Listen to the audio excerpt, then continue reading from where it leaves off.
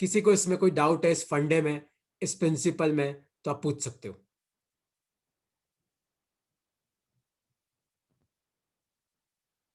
परवीन भाई, स्वरा, अनुष्का, क्लियर है? देखो डाउट है तो तुम पूछो यार, बेझिझक पूछो, कोई कोई शर्म की बात नहीं है यार। मैं तुम्हें बता रहा हूँ ना, अभी तुम्हें लगता है वाह समझ में आ गया, पर जब एग्जाम में यही क्वेश्चन आते तो तुम मेरे को गाली दोगे, अरे सर आपने क्या कराया था एग्जाम में, अरे मैंने यही कराया था। तब तुम सुन नहीं रहे थे कान खोल के अपना।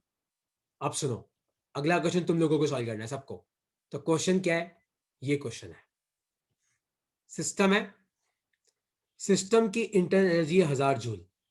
मान लो मैंने सिस्टम ने हीट दी कितनी, 200 जूल, और वर्क भी सिस्टम ने किया। कितना वर्क किया सिस्टम ने? 300 जूल। तो आपको बताना है कि फाइनल इंटरनल एनर्जी क्या होगी। टेम्परेचर बढ़ेगा कि घटेगा, वॉल्यूम बढ़ेगा कि वॉल्यूम घटेगा। चेक करो, करो, कोई नहीं, एक आध मिनट लो, बताओ मुझे क्या आंसर होगा।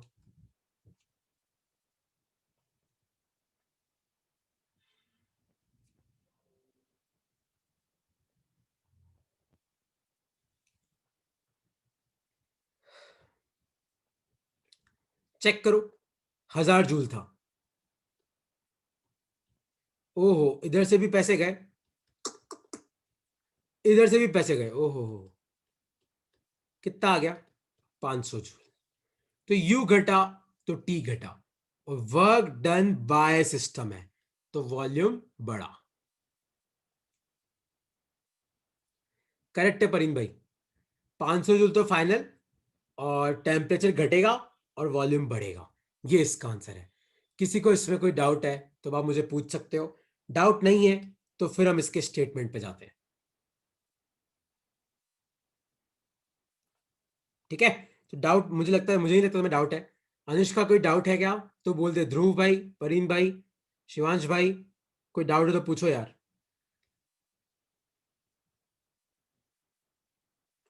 ओके, कोई डाउट नहीं है। तो अब देखो, एक सेकंड ना। तो अब देखो फर्स्ट लॉ ऑफ थर्मो क्या बोलता है, del Q is equal to del U plus del W, है ना, ये फर्स्ट लॉ है। डेल क्यू का मतलब है हीट एनर्जी, कि आपने कितनी दी या कितनी ली। डेल यू का मतलब होता है चेंज इन इंटरनल एनर्जी, कि आपकी इंटरनल एनर्जी कितनी चेंज हुई। और डेल डब्ल्यू का मतलब होता है वर्क डन। ठीक है, लेकिन अब सबसे खतरनाक चीज चालू होती है, वो होता है साइन कन्वेंशन।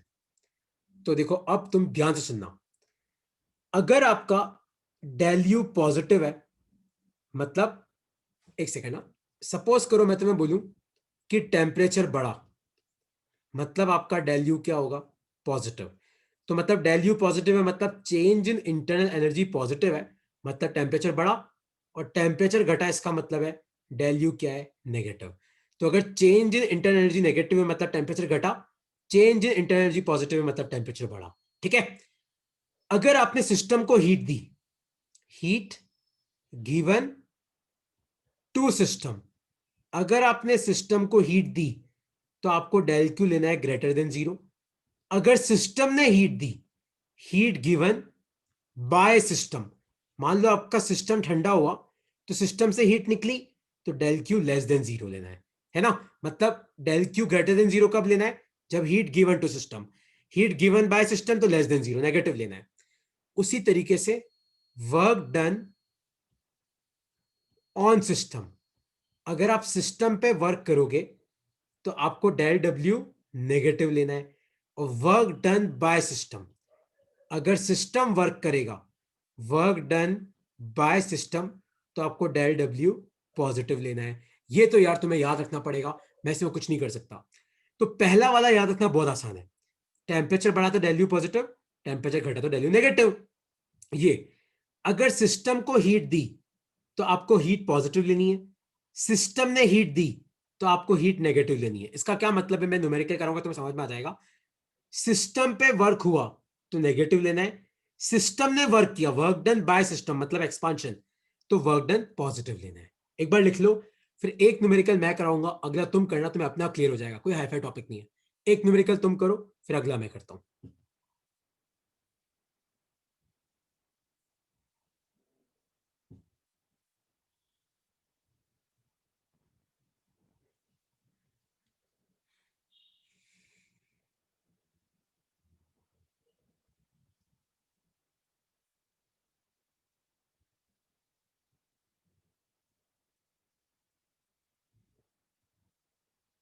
ठीक है, तो देखो अगर डेल यू पॉजिटिव है मतलब टेम्परेचर बढ़ा, डेल यू नेगेटिव है मतलब टेम्परेचर घटा। सिस्टम को हीट दी तो पॉजिटिव लेनी है, सिस्टम ने हीट दी बाय सिस्टम तो नेगेटिव लेनी है। सिस्टम पे वर्क हुआ तो वर्क डन नेगेटिव लेना है, सिस्टम ने वर्क किया तो वर्क डन पॉजिटिव लेना है ना। तो अब ये फॉर्मूला कैसे यूज करते हैं, तो एक क्वेश्चन लिखो अपनी कॉपी में, एक काम करो ये मत लिखो, अगला तुम करना, ठीक है। तो एक क्वेश्चन है, if work done on system is 200 joule and internal energy decreases by and internal energy decreases by 400 joule, find heat comma temperature will increase or decrease comma volume will increase or decrease।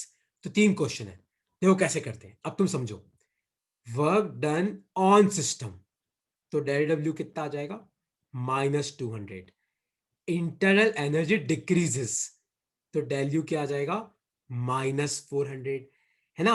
क्योंकि अगर internal energy बढ़ती है तो del you positive, घटती है तो negative लेने का, ठीक है। अब हीट निकालना है, तो डेल क्यू क्या होता है del U plus del W. तो डेल यू कितना है -400, ये कितना है -200, तो ये कितना आया -600 जूल। इसका मतलब क्या है, ध्यान से देखो, डेल क्यू नेगेटिव है, इसका मतलब है आपने सिस्टम से हीट ली कितनी 600 जूल, ये तो आ गया।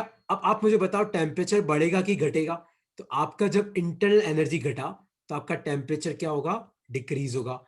और वर्क डन ऑन सिस्टम, वापिस पढ़ो, work done on system, system पे वर्क हुआ मतलब वॉल्यूम भी घटा क्योंकि आपने कंप्रेस किया, ठीक है। इस तरीके से करते हैं। किसी को इस क्वेश्चन में कोई डाउट है तो पूछो। साइन कन्वेंशन कैसे यूज तुम्हें याद रख के जाना पड़ेगा, ठीक है, कोई शॉर्टकट नहीं मेरे पास, याद तो रखना पड़ेगा। अब डाउट है इस क्वेश्चन में तो पूछो। सिस्टम पे वर्क हुआ तो नेगेटिव लिया, सिस्टम वर्क करता तो पॉजिटिव, इंटरनल एनर्जी डिक्रीजेस तो डेल यू नेगेटिव ही लेंगे, इंक्रीज होता तो पॉजिटिव लेता। और डेल क्यू नेगेटिव आया मतलब हीट गिवन बाय सिस्टम, आपने सिस्टम से हीट निकाल दी। हीट अगर ये डेल क्यू पॉजिटिव आता मतलब आपने सिस्टम को हीट दी, ठीक है। तो अगला क्वेश्चन तुम्हें सॉल्व करना है, तो क्वेश्चन है ये, if heat given to system is 400 joule and internal energy increases by 200 joule, find del q del u del w, आपको बताना है कि टेम्परेचर बढ़ेगा कि घटेगा, वॉल्यूम बढ़ेगा कि घटेगा। चेक करो क्या आएगा इन सब का आंसर। सब तुम्हारे सर के ऊपर जो छोटा सा पार्ट है दिमाग, उसको यूज करो। Heat given to system, internal energy increases by, find del Q del U del W, और टेम्परेचर बढ़ेगा कि घटेगा, वॉल्यूम बढ़ेगा कि घटेगा। चेक करो क्या आएगा इसका आंसर।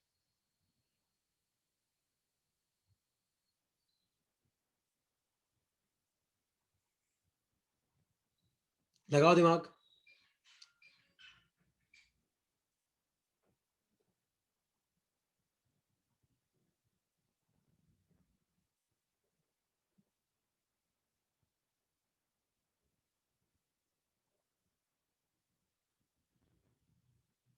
आ गया, हीट गिवन टू सिस्टम, तो del Q +400, internal energy increases by del U +200, find work, तो डेल क्यू क्या होता है del U plus del W.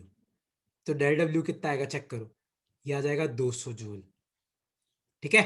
अब देखो इंटरनल एनर्जी पॉजिटिव है मतलब टेम्परेचर क्या हुआ बढ़ा, और ध्यान से देखो आपका वर्क डन भी पॉजिटिव है, तो वर्क डन पॉजिटिव है मतलब आपके सिस्टम ने वर्क किया, सिस्टम ने वर्क किया मतलब एक्सपांशन हुआ, तो आपका वॉल्यूम बढ़ा। कोई डाउट है इस कंसेप्ट में तो अब तुम मुझसे पूछ सकते हो। स्वरा कोई डाउट है? अनुष्का, परीन भाई, ध्रुव भाई, शिवांश भाई, वात्सल्य, कोई डाउट है तो पूछो।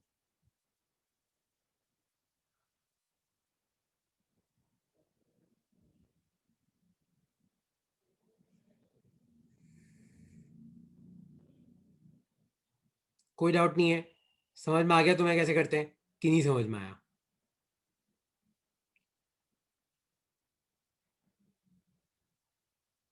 बस एक लास्ट स्लाइड और करा रहा हूँ फिर खत्म करूंगा। भाई पूछो, लास्ट स्लाइड के एक टॉपिक और करा रहा हूँ। कुछ डाउट है तो पूछो। स्वरा देखो समझ में आया कि नहीं आया बेटा, तो मुझे पूछ ले।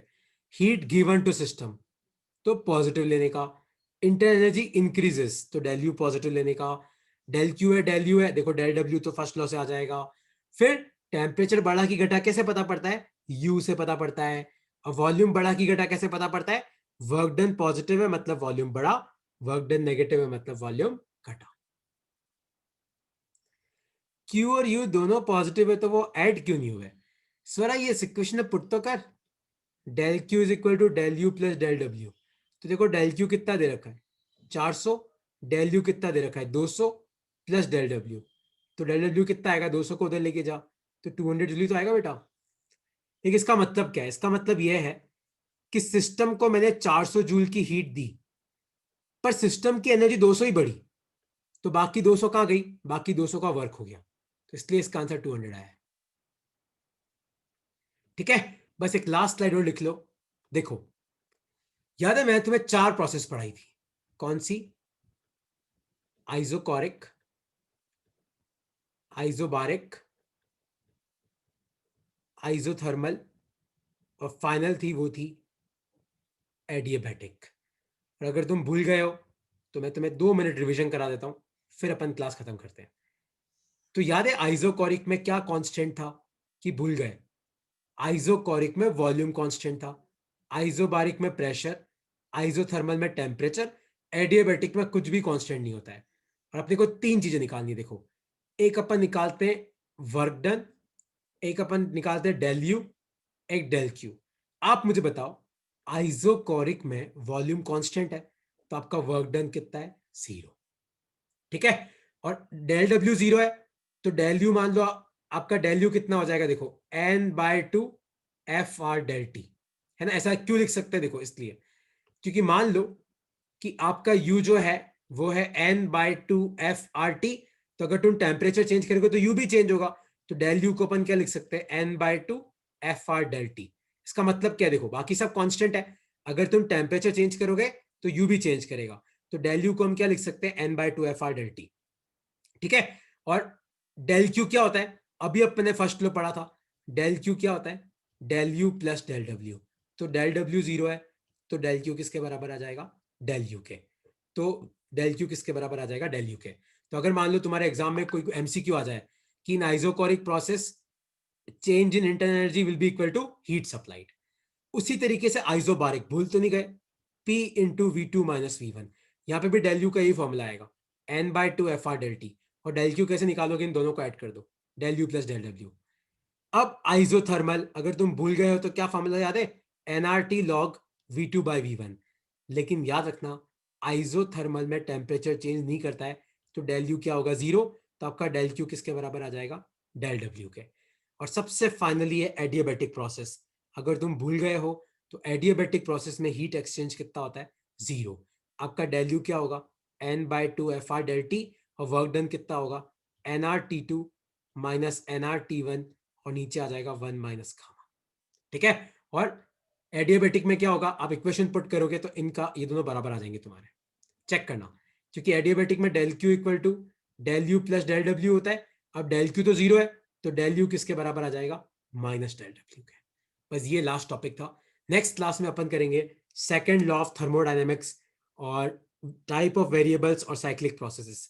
ठीक है, फिर नेक्स्ट क्लास में अपना केटीजी भी चालू हो जाएगा, नेक्स्ट चैप्टर। किसी को इसमें कुछ पूछना है तो पूछ सकते हो। ये इस पूरे चैप्टर का सिनॉप्सिस है। सर हाँ पूछो। ये लास्ट एडियाबेटिक में जो डेल डब्ल्यू है ना, हम्म, तो उसमें एन आर डेल टी हो जाएगा क्या वो? हाँ एनआर डर्टी हो जाएगा, करेक्ट।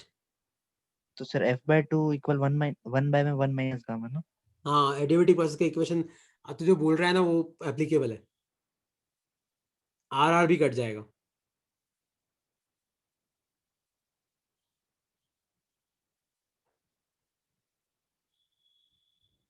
ठीक है, ओके।